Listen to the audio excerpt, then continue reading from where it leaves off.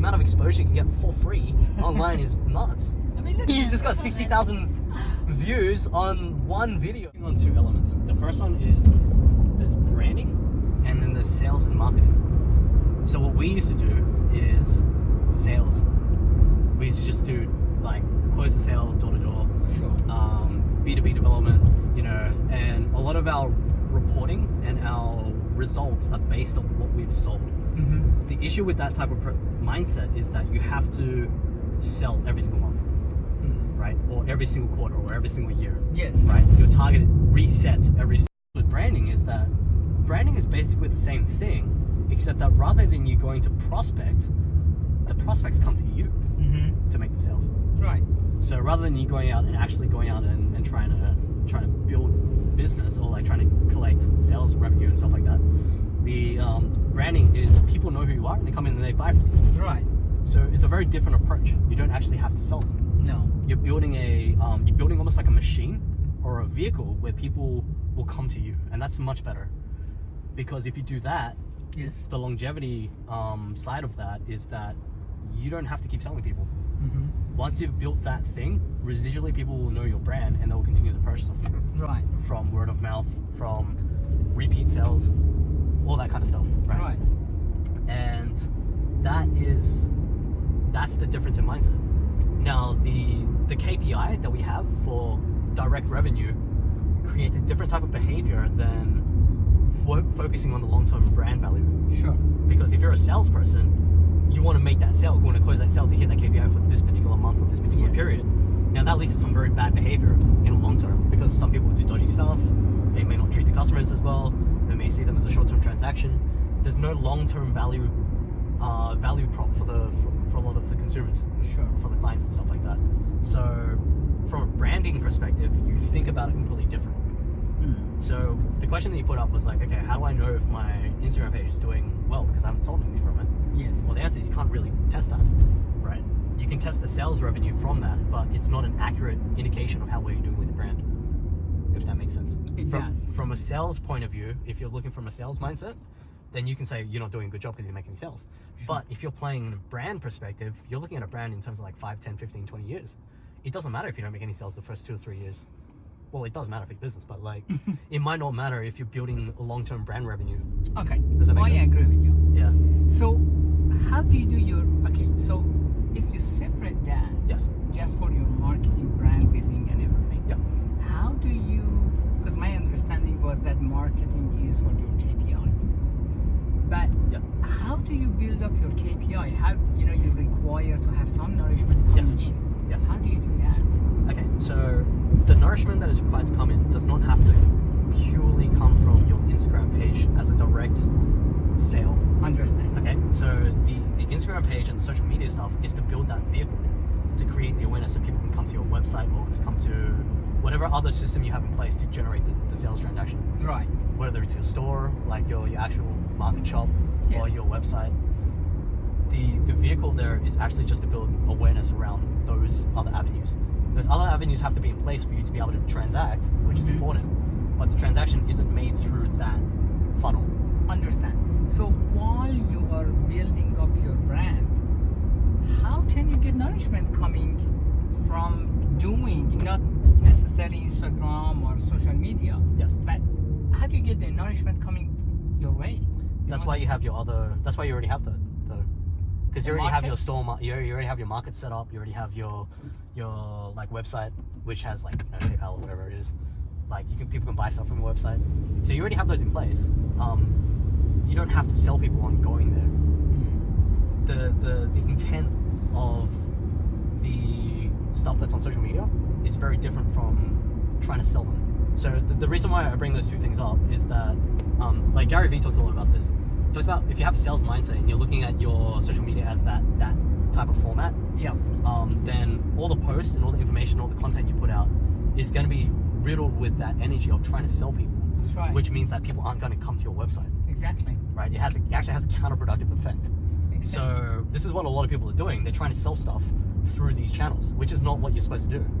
Because people don't want to be sold. They're just on social media, That's why if you take the opposite approach, you go for brand, and you have your sales funnel somewhere else, or your sales channel or your transaction the actual physical transaction thing is somewhere else, Yep. then you can just focus on giving value, meaning giving genuine good advice or genuinely helping the audience, trying to connect with them, right? Rather than trying to go, hey, buy my stuff, or like, hey, here's my free ebook to sign up to my blah blah blah, whatever it is. Sure.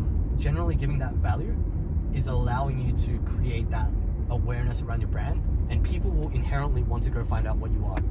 Then when they go to your website, they'll go, okay, I want to buy this or I don't want to buy this. But whether they buy something or not is irrelevant.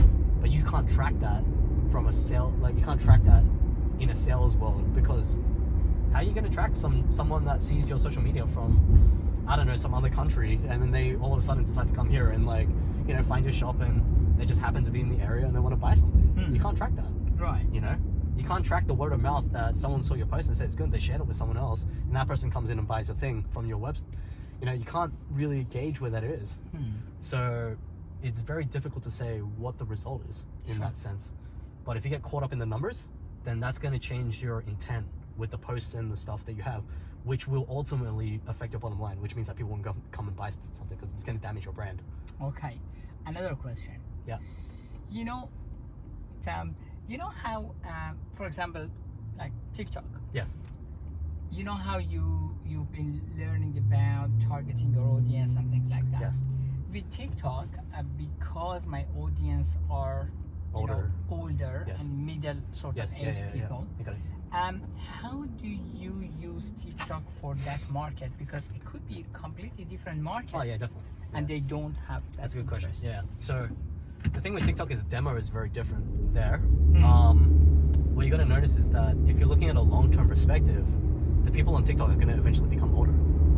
So if your brand is going to be 10, 15, 20, 30, 45 years, if you're going to become a lifetime brand and you're not in your business to eventually sell it at some point to someone else, which I don't think you are anyway, then you could see it like that.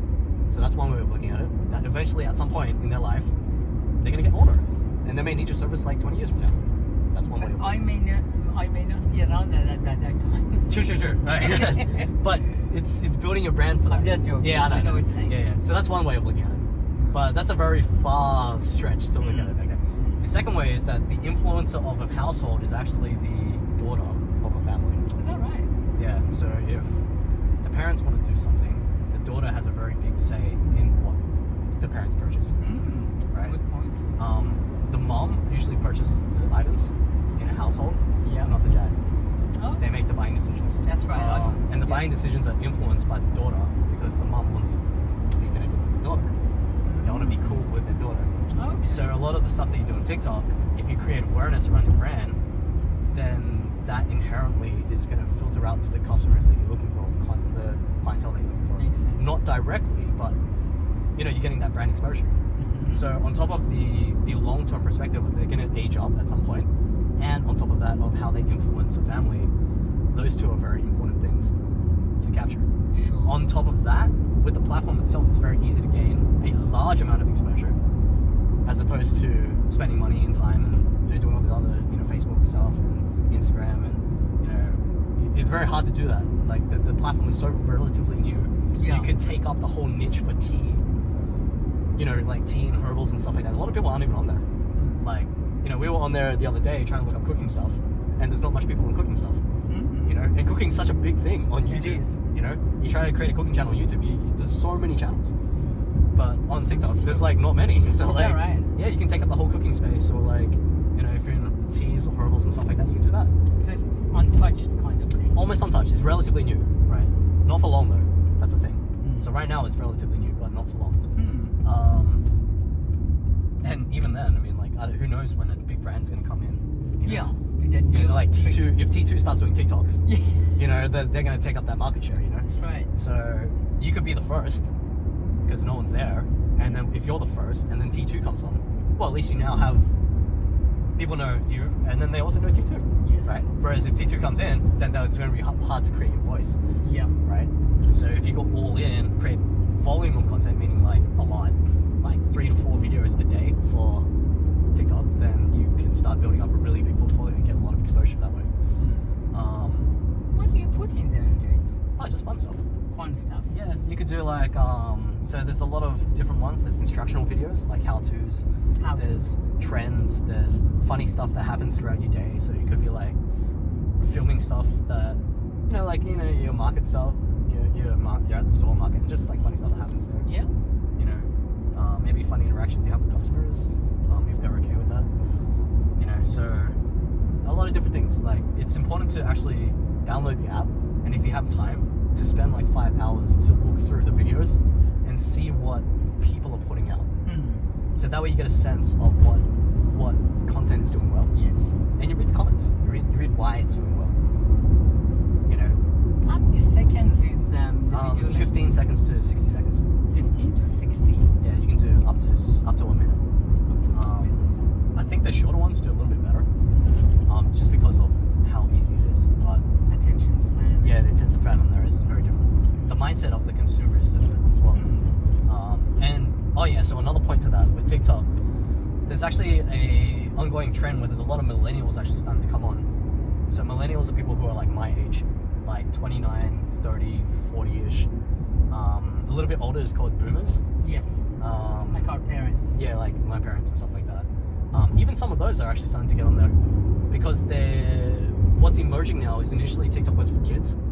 A lot of the younger demo was there, like just doing funny stuff, like 13-year-olds, 14, 15, 16. But now there's a lot of family TikToks, meaning that the parents, the kids have gotten the parents to come in and join in on their dance routines and do funny stuff and do funny like things. So the parents actually have TikTok accounts which are actually fitting your demo. Oh wow. Because they want to be on this thing to connect with their son or daughter. Yes, makes sense. They're now creating that, and then they're spending time on this platform. So it's like a family thing. It's like a family thing. So now you actually do have that demo on there. It's starting to come more onto there, and that's just going to become more and more prevalent, because some of the dads and some of the moms are becoming like cool dads or cool moms for being on there. So they're starting to build a really big profile, Yes, makes sense. So there's that as well.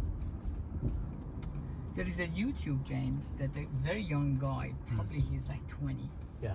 And he's teaching about the benefits of TikTok, and he's saying how people becoming millionaires even. Oh yeah.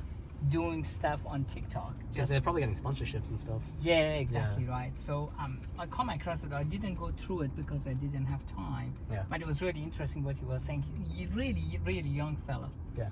And he was doing really well. I think he made like $1 million or something. It's because it's all about the attention, right? That's the currency that a lot of the businesses are trading off. That everybody is trading off, no matter what you're doing in life. Like, if you want to become like, I don't know, whatever, like mayor or something like that, or you want to start a company, or you want to raise money for a charity, like all these things, like they all require attention. They all require people to pay attention to you, to listen to what your message is. Sure. So there's two components. There's getting the attention, and then there's the message that you do once you have the attention. So those two have to be, they have to connect. Sure. Right? So if you get the attention and your message sucks, then people are not going to listen to you anymore. No. Right? So there's no point in getting the attention. But if you have a genuine message you want to get across, you have something that really is going to help people, then it's important to get the attention. Sure. Right? So you have to have the two. So, makes sense. And you also want to do it in a way that doesn't cost a lot of money. Yep. Because a lot of the traditional advertising is very expensive. Very expensive. Very expensive. Unreal. Yeah, if you think about like trying to put I was talking to some guy recently about, they have a newspaper ad in like some local newspaper, and it's like a couple $100, like $700, $800, And it's like a couple of... Yeah, it's just like a little word thing. That's right. Who the heck reads newspapers nowadays, Like, That's everything's online. The amount of exposure you can get for free online is nuts. I mean, look at the... Yeah. You just got 60,000 views on one video. Unreal. After 2 days. Like, think about how much money you had to put up to get that kind of exposure. Exactly right. What was your video, Sally? I'll have to show you. Yeah, we'll show you later. Love to see it. Because it's too funny that people like it, because it's so simple.